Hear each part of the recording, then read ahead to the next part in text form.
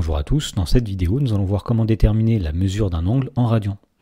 Dans l'exemple, on nous dit soit OIJ un repère orthonormé, on nous dit qu'on nous donne ci-dessous le cercle trigonométrique qu'on a découpé en 6 parts égales. Alors effectivement, on voit que le cercle a bien été découpé en 6 morceaux, et on nous demande de déterminer la mesure en radians des angles suivants. On veut donc l'angle tout d'abord IOM, ensuite l'angle ION, et enfin l'angle IOP.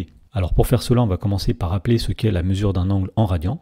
Alors si OIJ est un repère orthonormé du plan, et si M est un point du cercle trigonométrique, c'est-à-dire le cercle de centre l'origine du repère et de rayon 1, et bien dans ce cas-là, la longueur d'arc IM, qui est représentée ici sur la figure, eh bien s'appelle la mesure en radians de l'angle IOM qui est situé ici. Autrement dit, pour calculer la mesure en radians d'un angle lorsqu'on est sur le cercle trigonométrique, eh bien il suffit de calculer une longueur d'arc. Et en particulier, 1 radian, c'est la mesure de l'angle qui intercepte un arc de cercle de longueur 1.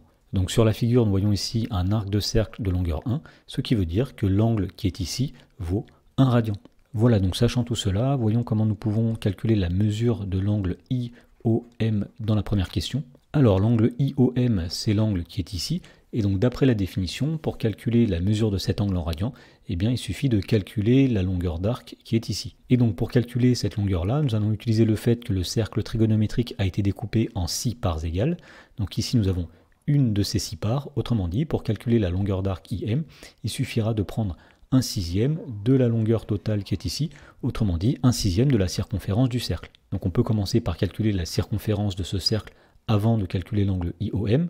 On sait que la circonférence d'un cercle c'est 2 fois pi fois le rayon, puisqu'ici il s'agit du cercle trigonométrique, le rayon est égal à 1, autrement dit la circonférence sera 2 fois pi fois 1, c'est-à-dire tout simplement 2pi. Et donc puisque nous avions dit que la longueur d'arc IM c'est 1/6 de la circonférence totale du cercle, eh bien on pourra dire que la longueur d'arc IM ce sera 1/6 multiplié par 2pi. Et puisque la mesure en radians d'un angle, eh bien c'est la longueur de l'arc qui correspond sur le cercle trigonométrique, eh bien la mesure de l'angle IOM ce sera aussi 1/6 multiplié par 2pi. Alors 1/6 multiplié par 2pi, c'est tout simplement 1 fois 2pi, c'est-à-dire 2pi divisé par 6. Et on peut simplifier en haut et en bas par 2. Alors 2 divisé par 2, ça va donner 1, donc il va rester tout simplement 1 fois pi, c'est-à-dire pi au numérateur.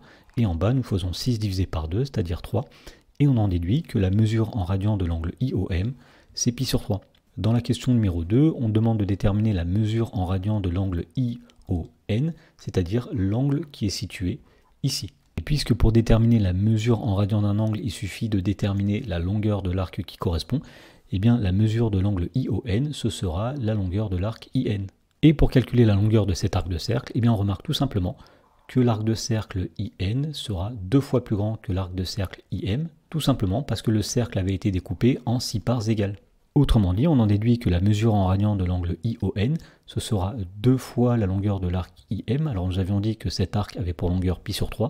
Autrement dit, la mesure en radians de ION, c'est 2 fois pi sur 3, qu'on va écrire plus simplement comme 2pi sur 3. Dans la dernière question, on demande de calculer la mesure en radians de l'angle IOP, c'est-à-dire de l'angle qui est situé ici. Donc là encore, pour calculer la mesure en radians de cet angle, eh bien cela revient à calculer la longueur de l'arc IP qui est ici. Et puisque le cercle avait été découpé en 6 parts égales, et que nous voyons ici qu'il y a 1, 2, 3, 4 parts, eh bien on en déduit que la longueur de l'arc IP, c'est 4 fois la longueur de l'arc IM. Autrement dit, c'est 4 fois ce que nous avions trouvé dans la première question, c'est-à-dire 4 fois pi sur 3. Autrement dit, on en déduit que la mesure en radians de l'angle IOP, c'est 4pi sur 3.